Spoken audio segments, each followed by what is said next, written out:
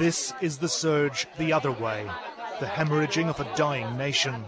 A humanitarian disaster unfolding, the UN says. Nearly 4 million Iraqis displaced now by sectarian cleansing, kidnap and carnage. 2 million have fled altogether, half of them here in Syria. Busload after busload arriving in Damascus, 100,000 more every month. Sunni, Shia, Christian, Chaldean and Turkmen all tell stories of chaos, destruction and death. The land they all love, no longer fit to be lived in. This woman's son has been kidnapped twice.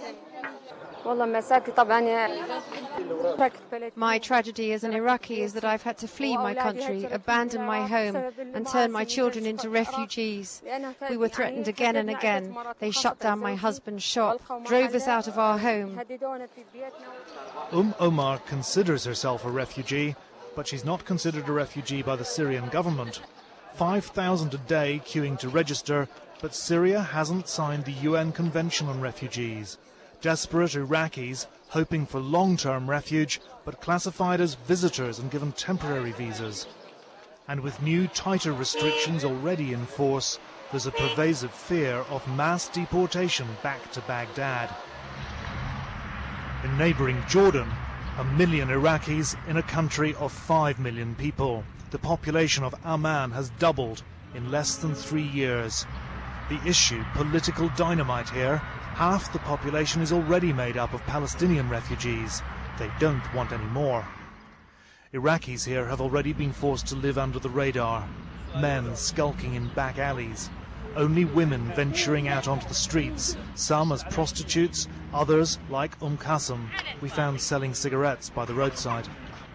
She insisted we follow her to see how she lived, with her son and daughter-in-law and 4 grandchildren. I warn you, she told me, it's not fit for animals. She was right.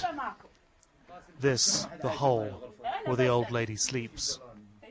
The rain came pouring in here last night from up there. We're still alive, but only just. Up the dark, narrow corridor, the room where the rest of them live and sleep, and eat when they can afford to.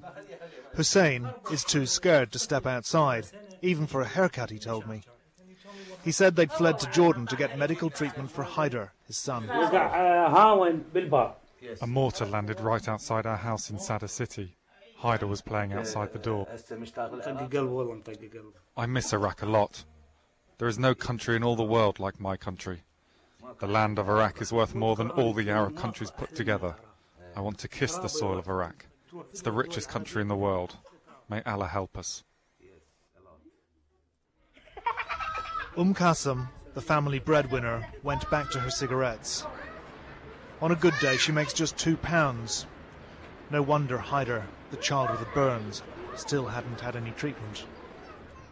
Elsewhere in this warren of houses, there's maybe 1 million stateless people. They've escaped from hell in Iraq, but now they're stuck here in limbo. Many are destitute, most are illegal.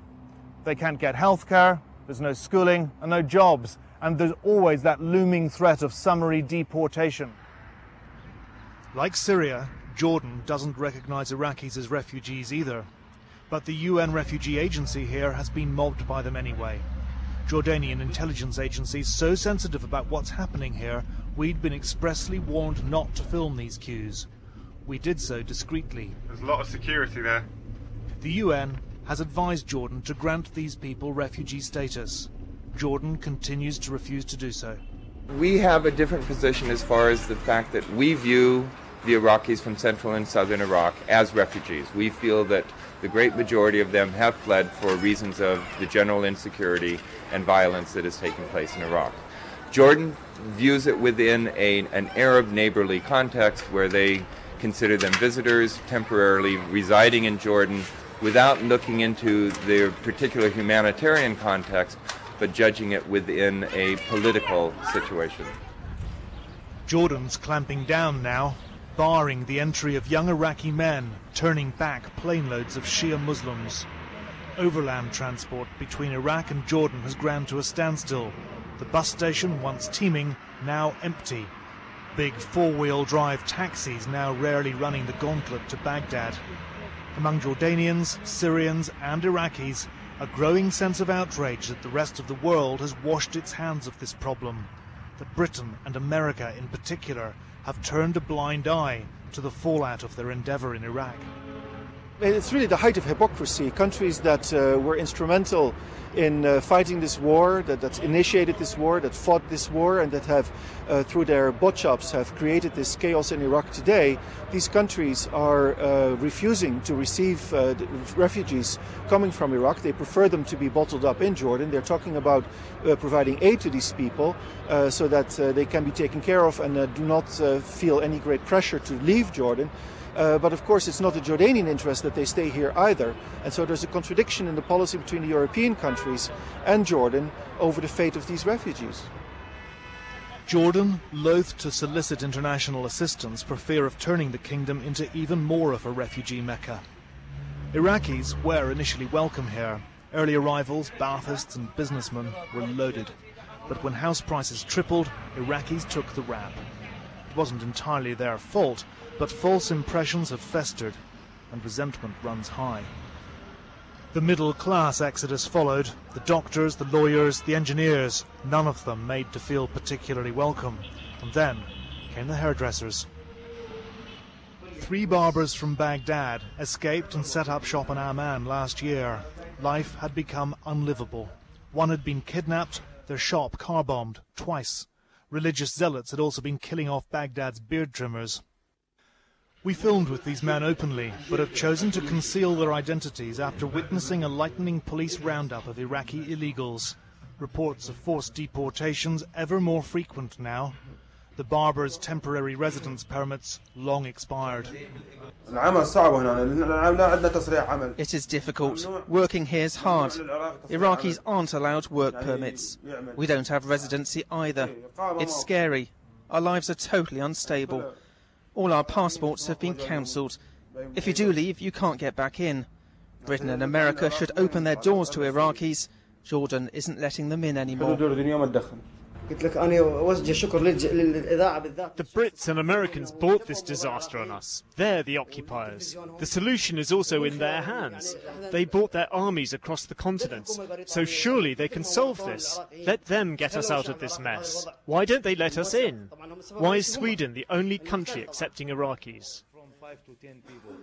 Unable to go home, stranded Iraqis dream of sanctuary in Sweden, but it's a dream that costs.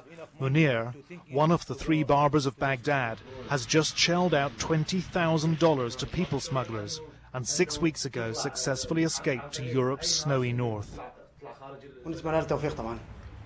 Of course I miss him. He's a friend of mine. We spent a lot of time with him, and it's our dream, me and Hassan, to follow Munir to Sweden. Their dream likely to remain a dream, though. But we were able to follow Munir to Sweden.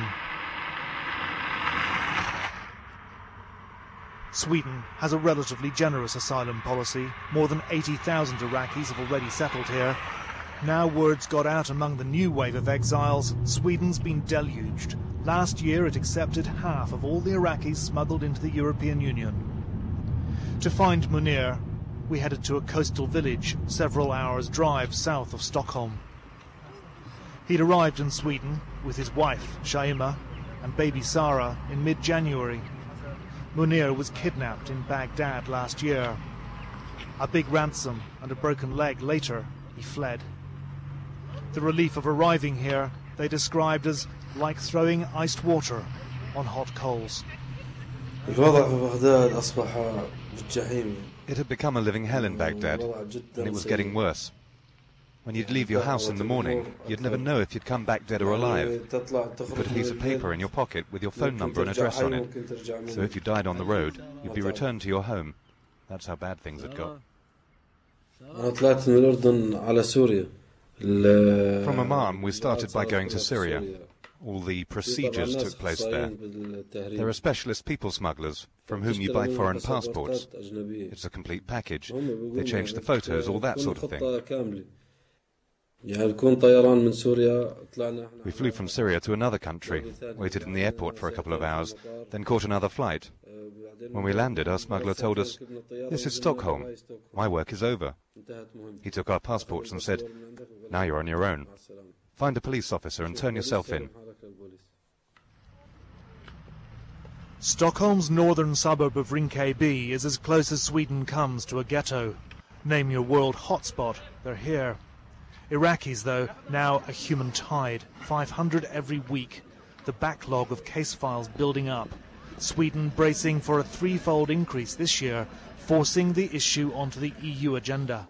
Last year, 2006, was the deadliest year in Iraq since the invasion, and that is what triggered the surge.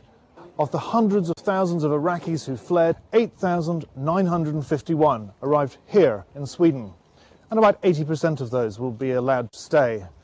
In contrast, the number of Iraqis allowed to stay in the United States, 202, and in Britain, 205. There's a new centre-right government in Sweden and a quiet indignation building in Stockholm's corridors of power that Sweden has been cast as Europe's soft touch. Well, the problem is, who are you to direct that anger towards? I mean, after all, we do need to be generous. We do need to show solidarity to the people who are experiencing the trials and the terrors right now of Iraq. And I personally, as Minister for Migration, feel that it is my responsibility to try and act on that feeling, that people really need to be given shelter if they are persecuted or pursued by people.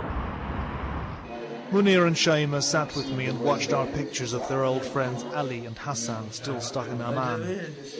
I just hope they get out of that mess, Munir told me, and that they can get here and rest. Shaima's just learned that she's pregnant again, but their happiness is overshadowed by the torment of conflicting emotions. It's difficult to describe. Yes, we're happy we escaped, but all my thoughts are with my family. I miss them a lot. I wish they were here. Every moment of the day I think about them. I wish I could turn back time, to have just a moment back to hug my mum again. I wish I could see my mum and hug her. I really miss my mum. I don't know how to describe it in words.